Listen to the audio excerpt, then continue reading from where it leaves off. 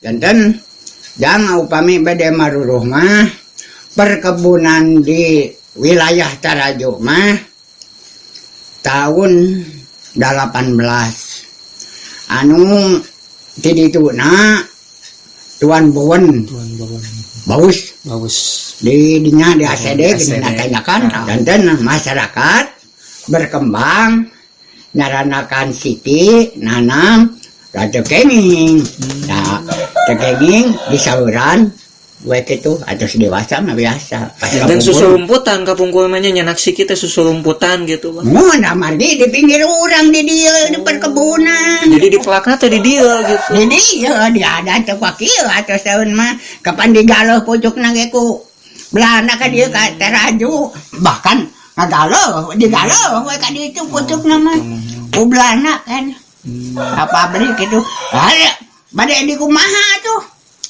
dati ti asawan pang sepuh-sepuh ngagarap teh ya di saluran ka babri pucuk anta jadi masalah dah dan aya kesepakatannya antara sesepuh jeung Belanda tadina Belanda bade ngaranyanak ieu tanah ieu gitu ayeuna mah dihahalang gitu dan ayeuna mah digaloh pucukna ka pabrikeun katanya gitu teh janten sawyau tanah ieu teh bade diandih di angge perkebunan ku Belanda teh namun diparegat ku sepuh-sepuh janten ngabatas we upami tahu mah cep ka ditu rakyat mah kabagian itu rakyat mah menurut Satria sendiri kira-kira tokoh yang diperankan oleh Satria jadi Satria memerankan tokoh Satria gitu ya nah nyata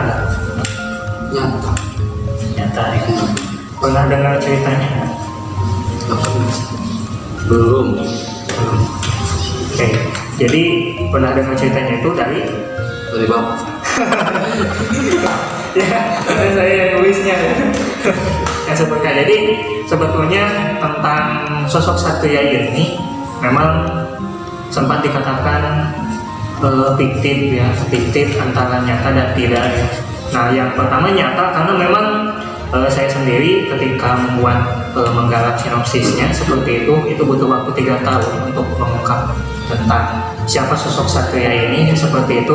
Tapi memang namanya belum diketahui nama aslinya ya. Sengaja kita namakan Satria ini karena sesuai dengan kepahlawanannya ya. Karena dia itu punya tujuan ya untuk kebaikan meskipun memang caranya mungkin ya yang bisa dikatakan juga memang tidak baik kan seperti itu. Nah yang menarik sosok yang kita namakan yang Bapak namakan Satria ini diperankan juga oleh Satria yang asli ya seperti itu. Nah itu. Nah jadi sebetulnya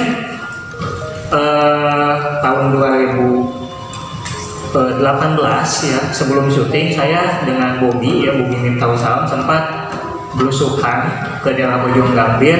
Di sana kami menemui seorang sesepuh yang mana menceritakan tentang awal mulanya lahirnya perkebunan teh rakyat yang mana kisahnya itu ada kaitannya dengan Satria ini.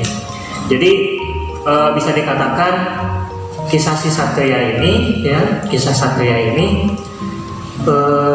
usianya itu kisahnya itu udah 100 tahun. Ya, karena di Bojong Gambir sendiri ya saat itu wilayah perkebunan itu baru dibuka seabad yang lalu atau tahun 1920 ya. Nah tapi di dalam filmnya itu sengaja kita buat mundur ke belakang tahun 1919 ya seperti itu karena memang di sana itu memang ada beberapa kasus ya ada beberapa hal yang memang itu mendorong Satria melakukan hal itu. Ya. Jadi memang itu jadi cerita rakyat yang pernah ada tapi tidak semua orang tahu karena memang tidak dituliskan ya seperti itu ya. Nah itu dari sisi faktanya ya. Nah kita mungkin bisa lihat nanti dari sisi lain ya tentang Satria ini bagaimana ya itu intinya ya. Oke, nah itu tadi menurut pendapat Satria ya karena memang saya yang menuliskannya seperti itu dan dia yang memerankannya. Liputan selanjutnya kali ini ya ada cuplikan ketika saya diskusi sama rekan yang lain yaitu dengan Andri Ubaidillah ya.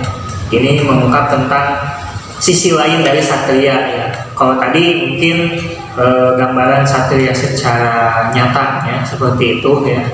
Jadi sosok satria ini kita ungkap juga dari sisi lain ya, dari sisi magicnya ya. Nah, silakan bisa di. Oke, jadi menurut penglihatan saya ya, memang orang tersebut itu memang ada, tapi nama yang mungkin menjadi misteri. Adapun kisahnya yang sudah kita difilmkan itu memang ada yang nyata seperti itu, ada juga yang secara informasi dari setempat gitu ya. Mungkin bisa dikatakan itu fiktif gitu ya.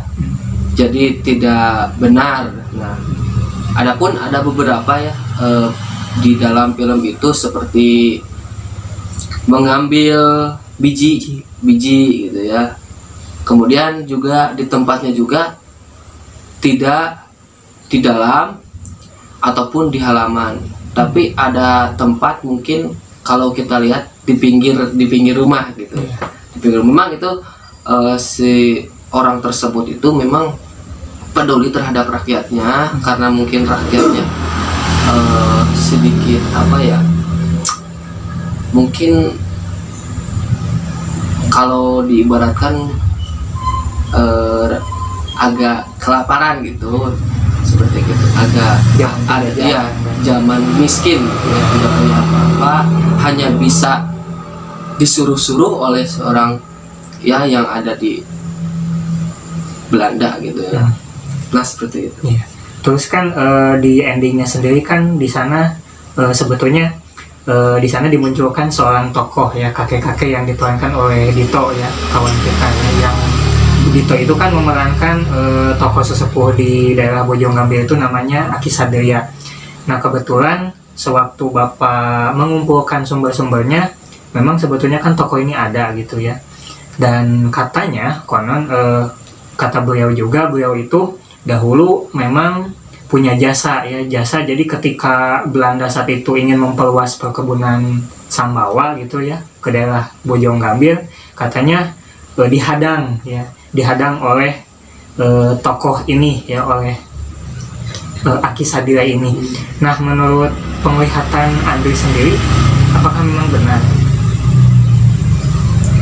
Kalau dilihat dari segi masa lampau gitu ya, jadi seorang kakek tersebut itu memang ada ya, cuman orang Belanda tidak terlalu jahat kepada orang tersebut ya, karena mungkin kakek itu baik gitu ya, jadi tidak terlalu ambisi gitu ya, punya pengaruh ya terhadap masyarakat.